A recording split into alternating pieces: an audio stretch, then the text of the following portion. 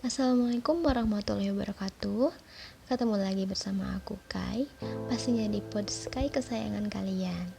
Nah, udah lama banget ya aku nggak bikin podcast. Jadi kali ini aku mau ngomongin seseorang yang sangat luar biasa, perempuan yang kaya raya, dan semua kekayaannya itu hanya untuk agamanya. Siapakah dia? Oke, kita mulai aja. 2/3 wilayah Mekah adalah milik Siti Khadijah binti Khuwailid, istri pertama Rasulullah SAW. Ia wanita bangsawan yang menyandang kemuliaan dan kelimpahan harta kekayaan. Namun ketika wafat, tak selembar kain kafan pun dia miliki ya. Bahkan baju yang dikenakan di saat menjelang ajal adalah pakaian kumuh dengan 83 tambalan. "Timah putriku, aku yakin ajalku segera tiba," bisik Khadijah kepada Fatimah sesaat menjelang ajal. "Yang kutakutkan adalah siksa kubur. Tolong mintakan kepada ayahmu agar beliau memberikan sorbannya yang bisa digunakan menerima wahyu untuk dijadikan kain kafanku. Aku malu dan takut memintanya sendiri." Mendengar itu, Rasulullah berkata, "Wahai Khadijah, Allah menitipkan salam kepadamu dan telah dipersiapkan tempatmu di surga." Siti Khadijah, Ummul Mukminin, ibu kaum mukmin, kemudian menghembuskan napas terakhir di pangkuan Rasulullah. Didekapnya sang istri itu dengan perasaan pilu yang teramat sangat dan semua orang yang ada di situ. Dalam suasana seperti itu, malaikat Jibril turun dari langit dengan mengucap. Rasulullah menjawab salam kepada Jibril, kemudian bertanya, "Untuk siapa sajakah kain kafan itu ya Jibril?" "Kafan ini untuk Khadijah." "Untuk engkau ya Rasulullah?" "Untuk Fatimah, Ali dan Hasi," jawab Jibril yang tiba-tiba berhenti berkata, kemudian menangis. Rasulullah bertanya, "Kenapa ya Jibril?"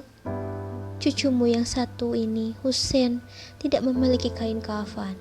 Dia akan dibantai, tergeletak tanpa kafan dan tak dimandikan," jawab Jibril.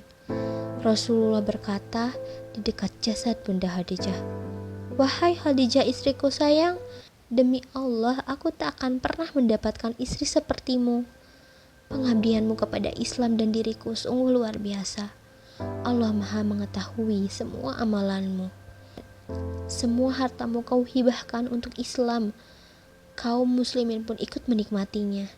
Semua pakaian kaum muslimin dan pakaian ini juga darimu. Namun begitu, mengapa permohonan terakhirmu kepadaku hanyalah selembar kain sorban?" Terseduh Rasulullah mengenang istri semasa hidup, Bunda Khadijah. Dikisahkan, suatu hari ketika Rasulullah pulang dari berdakwah, beliau masuk ke dalam rumah. Bunda Khadijah menjambut dan hendak berdiri di depan pintu. Kemudian Rasulullah bersabda, "Wahai Khadijah, tetaplah kamu di tempatmu." Ketika itu Khadijah sedang menyusui Fatimah yang masih bayi. Saat itu seluruh kekayaan mereka telah habis, seringkali makanan pun tak punya. Sehingga ketika Fatimah menyusui, bukan air susu yang keluar, akan tetapi darah. Darahlah yang masuk ke dalam mulut Fatimah radhiyallahu anha. Kemudian Rasulullah mengambil Fatimah dari gendongan istrinya dan diletakkan di tempat tidur. Rasulullah yang lelah sepulang berdakwah dan menghadapi segala caci maki fitnah manusia, lalu berbaring di pangkuan Khadijah hingga tertidur. Ketika itu Khadijah membelai kepala Rasulullah dengan penuh lembut dan rasa kasih sayang. Tak terasa air mata Bunda Khadijah menetes di pipi Rasulullah hingga membuat beliau terjaga. "Wahai Khadijah, mengapa engkau menangis? Adakah engkau menyesal bersuamikan aku?" tanya Rasulullah dengan lembut. "Dahulu engkau wanita bangsawan, engkau sangat mulia. Namun hari ini engkau telah dihinakan orang. Semua orang telah menjauh darimu. Seluruh kekayaanmu habis. Adakah engkau menyesal, wahai Khadijah, bersuamikan aku?" lanjut Rasulullah tak kuasa melihat istrinya menangis. "Wahai suamiku, wahai Nabi Allah, bukan itu yang kutangiskan," jawab Bunda Khadijah. "Dahulu aku memiliki kemuliaan.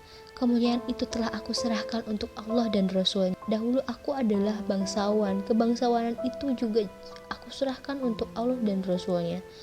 Dahulu aku memiliki harta kekayaan, seluruh kekayaan itu telah aku serahkan untuk Allah dan Rasul-Nya. Wahai Rasulullah, sekarang aku tidak punya apa-apa lagi, tetapi engkau masih terus memperjuangkan agama ini. Wahai Rasulullah, sekiranya nanti aku mati sedangkan perjuanganmu belum selesai, sekiranya engkau hendak menyeberangi sebuah lautan, sekiranya engkau hendak menyeberangi sungai namun engkau tidak memperoleh rakit atau jembatan, maka galilah kuburanku, ambillah tulang belulangku, jadikanlah sebagian jembatan bagiku untuk menyeberangi sungai itu, supaya engkau bisa berjumpa dengan manusia dan melanjutkan dakwahmu. Ingatkan mereka tentang kebesaran Allah. Ingatkan mereka kepada yang hak. Ajak mereka kepada Islam, wahai Rasulullah. Di situ Rasulullah pun tampak sedih. Oh Khadijahku sayang, kau meninggalkanku sendirian dalam perjuanganku. Siapa lagi yang akan membantuku? Aku ya Rasulullah, sahut Ali bin Abi Thalib jawab penantu Rasulullah. Di samping jasad Siti Khadijah, Rasulullah pun kemudian berdoa kepada Allah. Ya Allah, ya ilahi Rabbi, limpahkanlah karuniamu, limpahkanlah rahmatmu kepada Khadijahku yang selalu membantuku dalam menegakkan Islam, mempercayaiku pada saat orang lain menentangku, menyenangkanku pada saat orang lain menyusahkanku, mententramkanku pada saat orang lain membuatku gelisah. Dari situlah Rasul Muhammad sangat sedih ketika ditinggal sang istri yang sangat dia cintai. Luar biasa banget ya teman-teman. Jadi cerita Bunda Khadijah itu sangat melegenda, menjadi seorang wanita yang sangat mencintai suaminya dan sangat mencintai agamanya. Saking luar biasanya Bunda Khadijah, beliau sampai bisa memberikan seluruh apa yang beliau punya dari dirinya, bahkan beliau ingin memberikan tulang berulangnya gitu untuk menolong agama Allah gitu, untuk menolong agama Islam.